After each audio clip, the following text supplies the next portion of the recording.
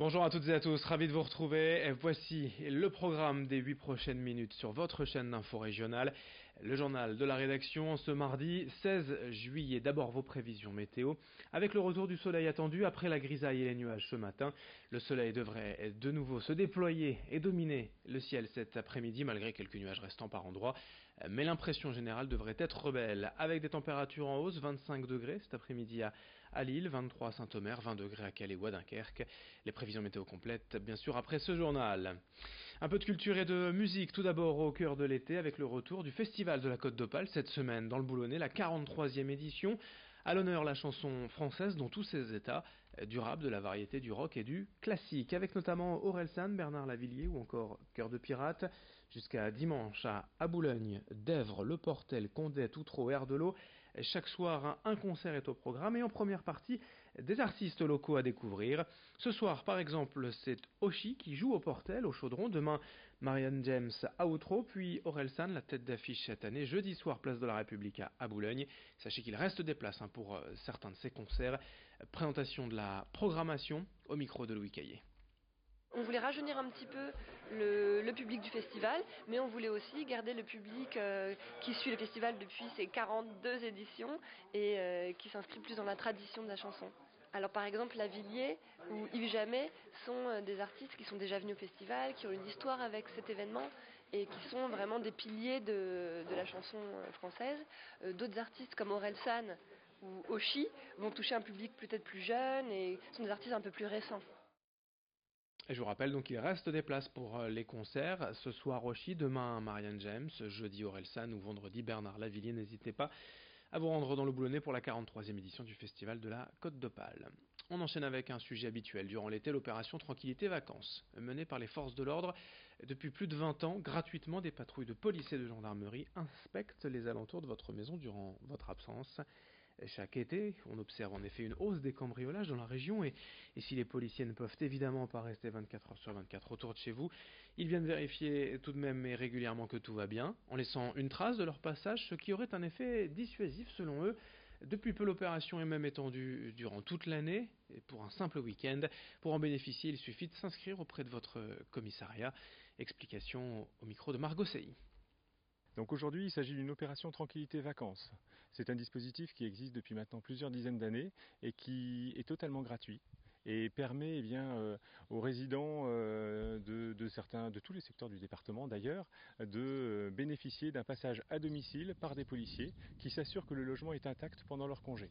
Sur simple présentation au commissariat, on remplit un formulaire, on est muni de sa pièce d'identité et il faut bien sûr se présenter 48 heures avant le départ en vacances. Si par exemple lors d'une opération vacances on constate une effraction puisqu'on bénéficie des coordonnées téléphoniques des personnes qui se sont inscrites, elles seront directement contactées et prévenues avant de se rendre compte une quinzaine de jours plus tard.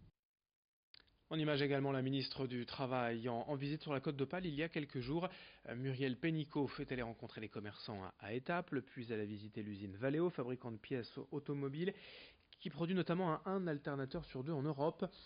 La ministre du Travail s'est ensuite rendue à Borainville pour découvrir une ressourcerie, sans oublier de parler politique quand même, pour évoquer déjà la campagne des municipales et soutenir les candidats locaux de la République En Marche, le parti présidentiel.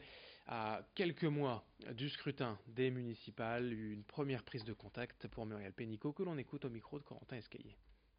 Non, c'est pas une prise de température, c'est aller sur le terrain pour vérifier que les grandes réformes qu'on fait, développer l'apprentissage, l'égalité entre les femmes et les hommes, l'investissement social, l'investissement dans les compétences, il est partagé. Valeo Partage, c'est une entreprise innovante, non seulement en matière technologique, mais aussi en matière de compétences. Et donc ça permet de voir comment on peut aller plus loin pour aider notre industrie à se développer et à développer des compétences qui permettent de créer des emplois. En bref, également dans ce journal, un homme de 80 ans décédé hier à Falampin suite à l'incendie de sa maison en rue Jean-Baptiste Lebas. Le feu s'est déclaré vers 21h50 et les pompiers n'ont rien pu faire pour sauver cet octogénaire malade et qui dormait sur un lit médicalisé. L'emploi également encore et toujours avec cette session de recrutement demain matin de 10h à midi au Pôle emploi de Calais-Saint-Exupéry. L'industrie et l'alternance de nouveau à l'honneur avec plusieurs instituts de formation, plusieurs entreprises du littoral. Eurotunnel, Enedis, Arcelor auront des postes à pourvoir demain matin de 10h à midi au Pôle emploi de Calais-Saint-Exupéry. Dans le reste de cette édition ici, nous allions ensemble découvrir les secrets du Vieux-Lille en 1 heure sur la pause déjeuner. Voilà en résumé l'idée de Anadou et de ses midis du patrimoine. Elle vous emmène dans quelques ruelles en apprendre plus sur les secrets et anecdotes insolites du Vieux-Lille. Une visite thématique qu'a suivi Xavier Silly. Il y a beaucoup de choses sur la Grande Place, place du théâtre, l'opéra. Les Midis du patrimoine, c'est le nom des visites touristiques destinées aux habitants de la métropole lilloise. Durant tout l'été, à la pause déj, en 45 minutes, Anadou partage ses connaissances et montre à quel point on peut vivre dans une ville qu'on ne connaît pas. On va regarder, là, juste là, vous avez une espèce de petite tour pointue. Est-ce que tout le monde a déjà vu cette petite tour pointue là-haut ? C'est effectivement plus à destination des Lillois et des salariés qui travaillent dans le quartier plutôt que des touristes, parce que là on rentre vraiment dans des détails, des petits bâtiments qu'on ne voit pas, on passe devant tous les jours. Mon plaisir, c'est de le faire découvrir et de transmettre à des gens qui reviendront après avec des amis, des connaissances. Ah, tu sais pas, la place aux Oignons, pourquoi ça s'appelle comme ça ? Eh ben je vais te le dire.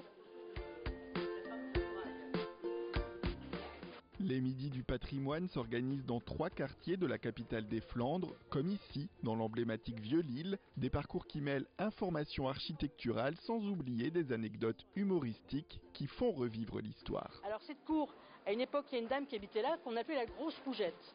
Alors cette grosse Rougette, elle était tellement typique que Desrousseaux en a fait une chanson. J'essaie de choisir des anecdotes qui vont rendre vivant le bâtiment, parce qu'on voit beaucoup de monuments, des bâtiments, mais c'est un peu froid si on parle que de ça. Donc c'est pour ça, j'essaie d'y mettre des anecdotes que j'espère drôles.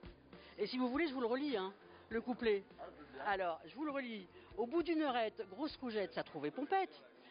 Quand l'heure a venu de se coucher, v'là qu'elle pourra plus marcher. Pour m'y reconduire sur le plachette, grosse Rougette, j'ai pris une brouette. Après l'été, les Midis du patrimoine vont laisser place à d'autres rendez-vous, davantage en fin de journée, avec encore de belles découvertes à la clé.